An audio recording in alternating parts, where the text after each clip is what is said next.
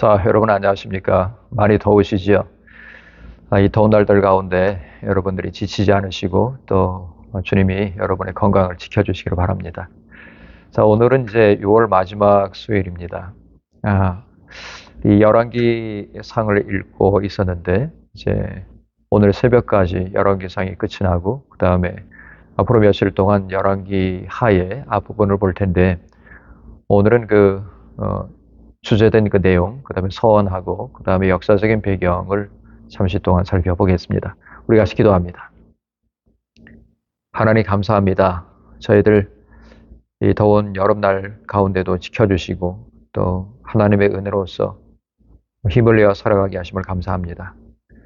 오늘 6월 마지막 주간을 벌써 맞이해서 우리 열왕기 하의 첫 번째 부분을 보고자 하는데, 우리 성령님이 저희들에게 깨달을 수 있도록 지혜를 주시고 또 하나님의 음성을 우리 마음에 새길 수 있는 귀한 시간 되게 해주시옵소서. 예수님의 이름으로 기도합니다. 아멘. 열왕기하는 이제 열왕기상에 이어지는 부분입니다. 제가 처음에 이제 열왕기를 시작할 때 말씀드렸다시피 열왕기라고 하는 것은 멜라힘이라고 하는 하나의 책입니다. 왕들의 이야기라는 책인데 이것이 분량이 이제 나중에 다른 언어로 번역을 하다 보니까 분량이 굉장히 길어져서 앞뒤로 이제 나누게 되었음을 기억해 주시고요. 그래서 이제 열왕기 상의 마지막 부분은 이제 아합이 전사하고 그 다음에 나중에는 아하시아가 왕이 되어서 2년 동안 왕이 되고 이런 이야기가 이제 마지막으로 나오고 또 그 다음에 이어지는 부분이 바로 열왕기 하입니다.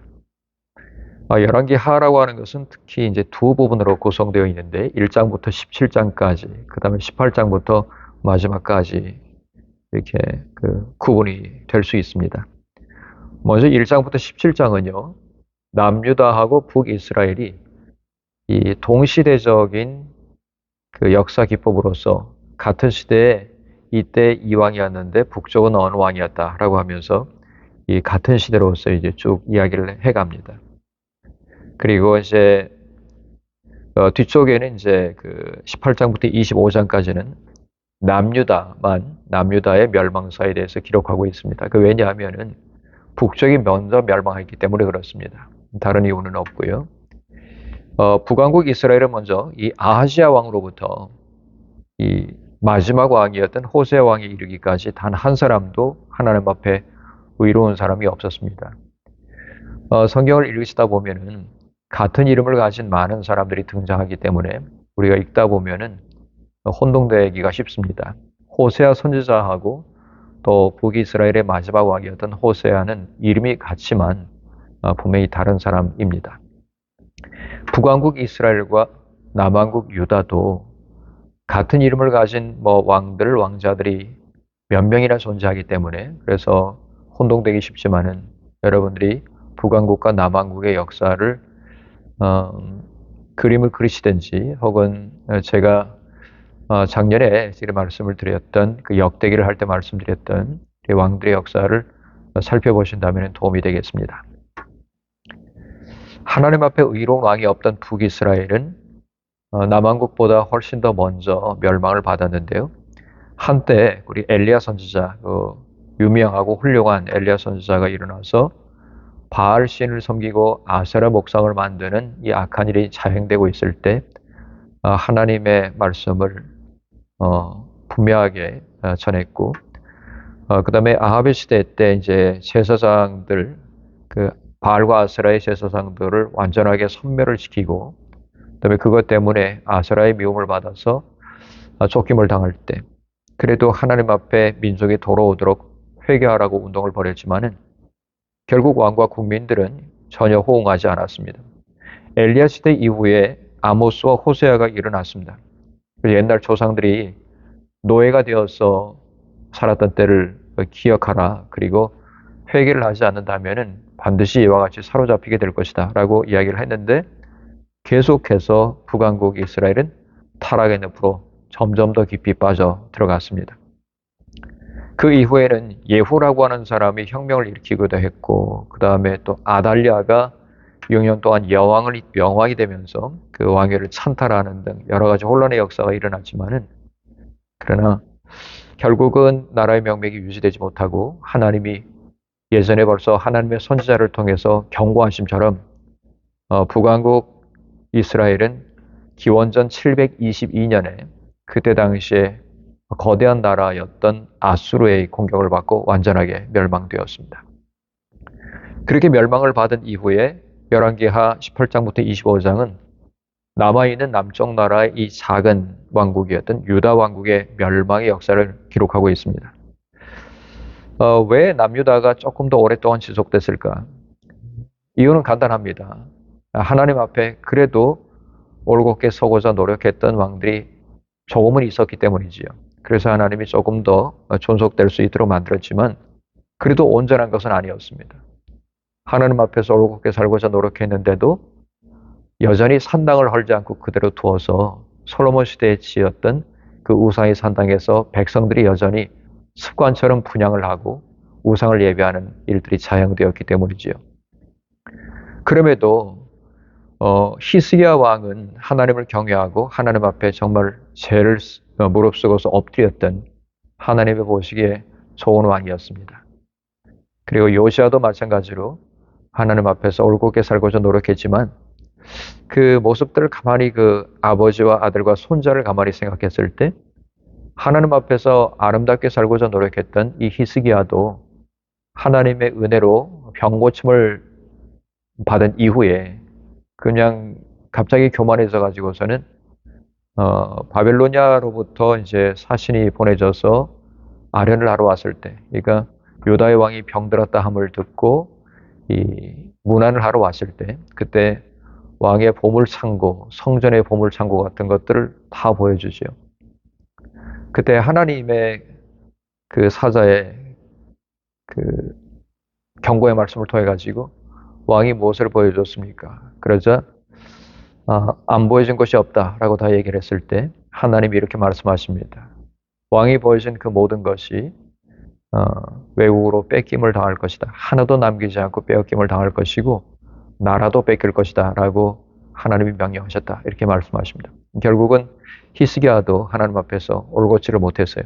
그러니까 끝까지 성령으로 시작한 자는 성령으로 마치는 것이 중요하겠습니다.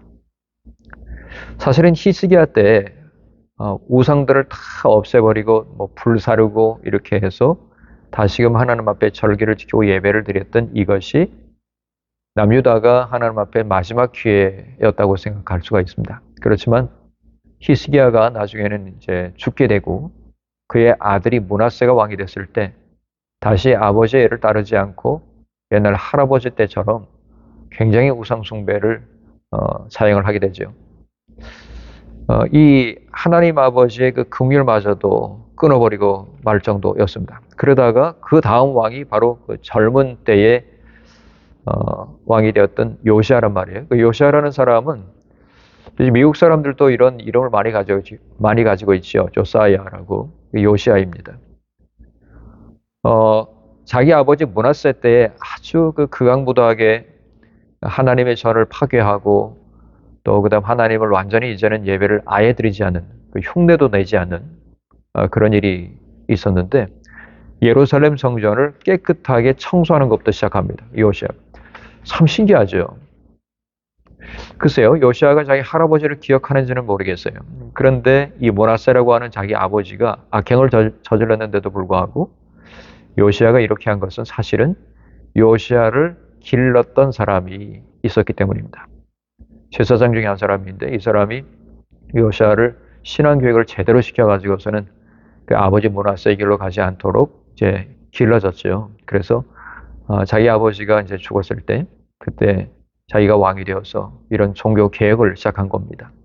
민족의 회개 운동을 전개하고 또 새로운 역사를 만드는 전기가 되었습니다. 그렇지만 아깝게도 요시아가 애국과의 전쟁에 나가가지고서는 소위 그 유명한 그 무기또에서 전쟁에서 전사를 하고 맙니다. 참 우리가 생각하면 이상합니다. 하나님이 그렇게 회개할 기회를 주시고 또 요시아를 통해서 종교 개혁을 하게 하셨다면은 이 사람을 좀 오랫동안 살려두셔가지고 전사 안 되게 하셔서 전쟁에 능하신 하나님이신데 근데 왜 하나님이 전사가 되게 하셨을까? 그리고 이 요시아의 이 전사 이후에 남유다는 완전히 곤두박질을 치면서 아주 급속도로 급경사로 망하는 길로 내려가거든요. 결국은 이제 587년, 주전 587년에 남하고 유다도 느부갓네살 왕에 의해서 완전하게 멸망이 되게 됩니다. 성전이 파괴되죠. 이 다윗에서 시작한 이 화려한 이스라엘 통일 왕국이 한 400여 년 역사를 이어가다가는 이 지상에서 완전히 막을 내리고 말았습니다. 지금 이스라엘의 국기를 보게 되면은 그 별이 나오잖아요. 이렇게 삼각형이 거꾸로 하고 바로 돼 있는 것처럼 이게 각이 돼 있는데 이걸 가지고 다윗의 별이라고 얘기를 하거든요. 그러니까 이 이스라엘 사람들은 아직도 이 다윗이라고 하는 왕이 자기들의 전체 역사를 통해서 가장 훌륭한 정치 지도자, 왕이라고 생각합니다. 그렇기 때문에 그걸 적어놨는데, 그걸 이제 그려놨는데, 근데 그렇다고 해서 지금의 이 이스라엘이 다윗 왕국이라고 말하기는 어렵습니다. 왜냐하면 완전한 유대교 나라도 아니고, 또 그리고 이제 기독교 나라는 당연하게 아니고요. 기독교의 그 전도를 핍박하는 그 법적으로 이것을 제재를 하고 있는 그런 나라이기 때문에 이스라엘이라고 하는 나라를 하나님이 얼마나 그 tolerance, 하나님께서 참아주시고 이들 편을 들어주실까라고 하는 것은 우리는 장담할 수가 없습니다. 여러분 요즘에 그 이스라엘이 테러를 막는다라고 하는 명분을 가지고서 굉장한 그 악한 일들을 저지르고 있고 그 다음에 각 지역에 특히 가자 지역에 있던 교회들을 폭격해 가지고서는 이제 여러 그 어린이들까지 있는 그런 그 교회들, 기독교회들을 일부러 이제 폭격을 해서 없애버렸는데 이런 일들을 볼 때 우리가 정말 참 무지몽매하게 또 그 태극기 부대라든지 또 이런 사람들이 그 성조기하고 또 이스라엘 국기, 심지어는 이스라엘 국기를 가지고서는 나가서 막 구국 집회를 하겠다고 하고 있는데 정말 그 뭐랄까요? 역사를 알지 못하는 그 무지의 소치입니다. 그래서 여러분 우리는 정치적인 그리스도인이 결코 돼서는 안 되고 영적 그리스도인이 돼야 된다. 제가 누차에 말씀드리는데 여러분들은 반드시 하나님의 나라만을 생각하시고 이 지상에서의 어떤 왕국도 완전하지 않다는 사실을 꼭 기억하시면 한쪽으로 편향되는 우를 범하지 않을 수가 있습니다. 자, 그러면 제가 그 지난 주일에 여러분에게 나누어 드린 그 문건을 보시게 되면은 남한국과 북한국이 한 400여 년 동안 존속하면서 영향을 주고받은 주변의 나라들이 있어요. 강대국들이 있는데 이 강대국들에 대해서 한 세 나라 정도만 여러분에게 설명드리겠습니다. 이렇게 설명드리는 이유는 이런 나라들하고 전쟁을 한다든지 또는 승리하고 또는 패한다든지 또 나중에는 완전하게 나라가 멸망당하는 이런 나라들이라든지 이런 것들이 있기 때문에 그렇습니다. 자, 먼저는 이제 초기 시절에 계속해서 주거니 받거니 한 300년 동안 400년이 이어지는 이 다윗부터 마지막 이 남유다의 멸망까지의 시간 중에서 4분의 3 정도를 이제 애환의 역사를 이제 주고받고 있는 아람이라는 나라입니다.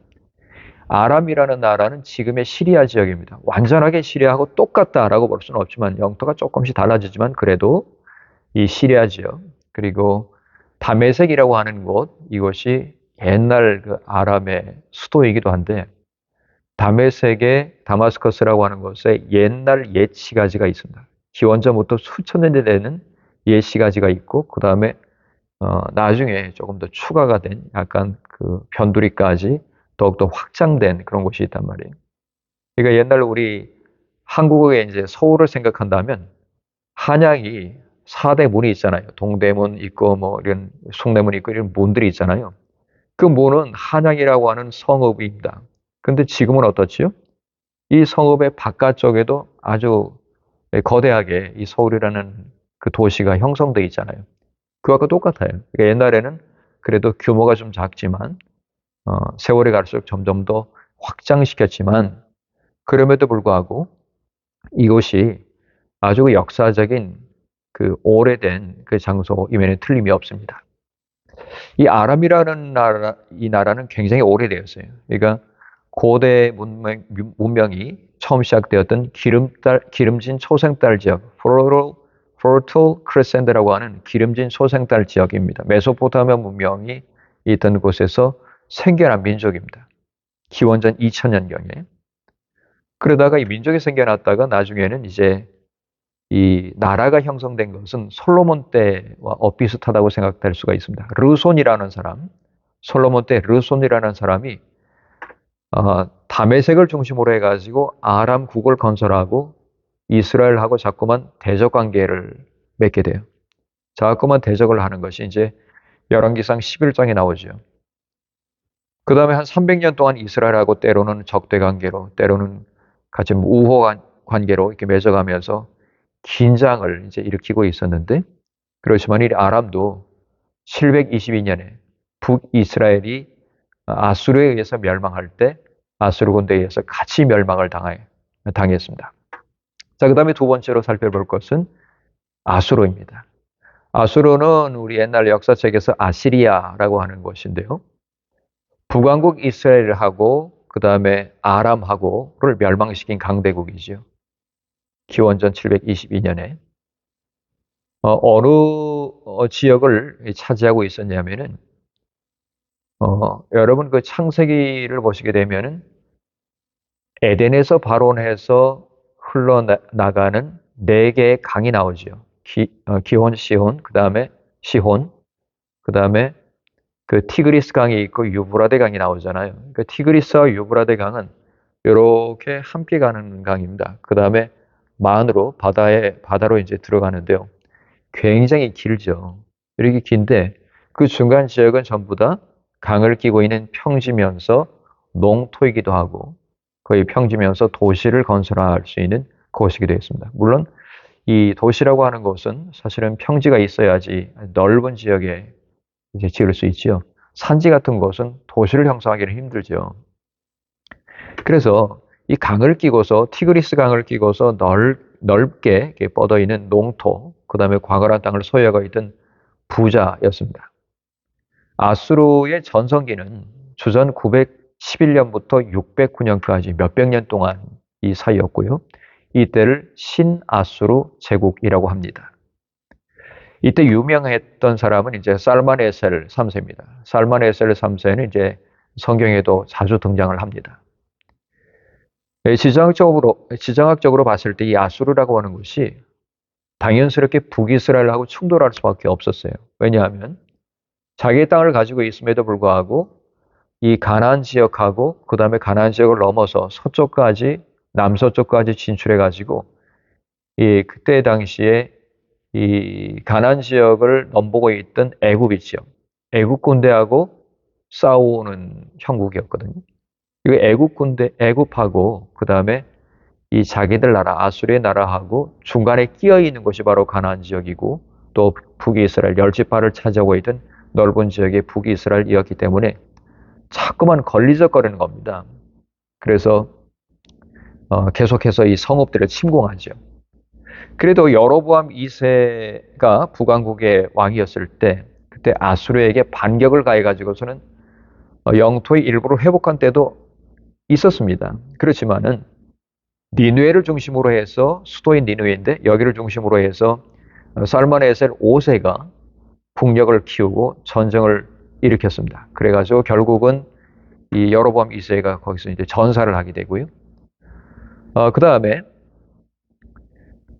사르곤 2세라고 하는 사람이 주전 722년부터 705년까지 722년부터 이 사람이 왕이 됐다는 것은 사르곤 2세가 왕이 됐을 바로 그 해에 아주 강력하게 일어나가지고 북왕국 이스라엘과 아람을 침공해서 완전하게 멸망시켰다는 것을 알 수가 있습니다. 전쟁하는 곳이죠. 그렇지만 이 강대국이었던 아수르도 주전 612년에 바사 제국, 페르시아가 일어났을 때 그때 수도였던 니느웨가 점령되고 609년에는 신바벨론에 의해서 완전하게 멸망당했습니다. 이 아수르가 멸망받을 것이라고 예언을 했던 선지자들은 스바냐와 나훔이었습니다. 그 다음 마지막 세 번째로 살펴볼 것은 바로 신바벨론이에요. 제가 신바벨론이라고 하는 것은 고대 바벨론하고 신바벨론은 역사적으로 차이가 있기 때문입니다. 물론 같은 왕국입니다만은 신바벨론은 주전 1000년 전에 천년경에 다윗하고 솔로몬 때에 유브라데 강의 바벨로니아로 불리는 국가였습니다. 바벨로니아. 근데 이 종족이요, 아브라함의 본향인 이 갈대아 사람들이었습니다. 갈대아 우르 지방에서 살고 있던 이 아브라함을 하나님이 이주를 시키셔가지고서는 가나안 지역에 정착하게 하셨죠. 그러니까 엄밀하게 말하자면은 이 유다인들, 저기 히브리 사람들의, 이스라엘 사람들의 그 조상이라고 하는 것은 바벨론 사람들인 겁니다. 근데 바벨론 사람들이 갈대아의 그 후손이었던 이 바벨론 사람들이 아브라함의 소상이란 말이에요.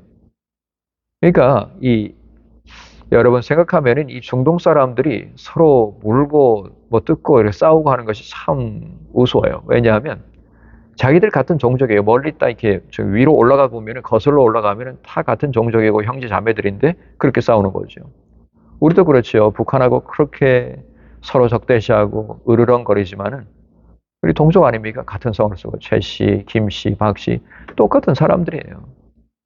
이것이 하나님이 보실 때는 얼마나 안타까울까 이렇게 생각합니다. 그러니까 자꾸만 우리가 정치적으로 따져가지고 대결 구도가 되는데 이거 굉장히 좋지 않고, 하나님께서 평강의 나라를 속히 허락해 주시도록 기도하고 불쌍히 여기고 살아가는 것이 굉장히 중요합니다. 네.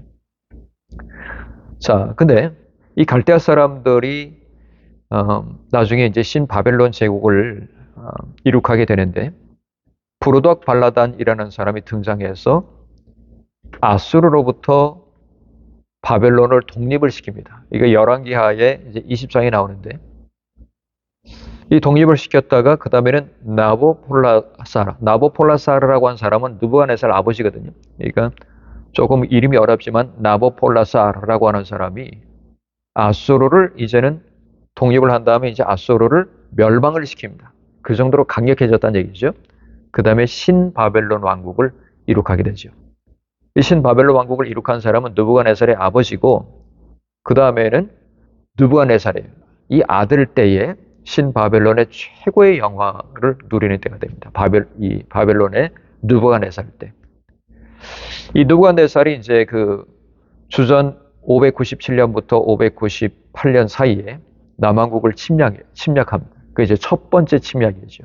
그렇게 침공해가지고 예루살렘 성하고 성전을 일부 파괴하고 지도자급에 있는 사람들 10,000명 정도를 이끌고서 포로로 끌고 갔습니다.